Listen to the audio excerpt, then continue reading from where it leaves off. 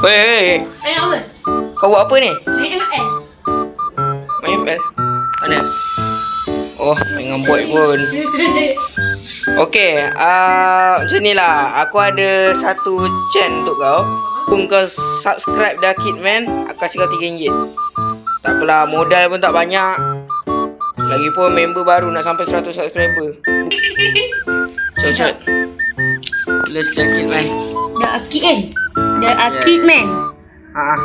Salah kot. Ni. Okey, mana? Okey, dah subscribe. Yahoo! Okey, kalau macam tu nah, RM3 RM3 ni untuk kau. Awak ni. Ya, nak tengok bukti ya. Nak tengok bukti ya, kejap je.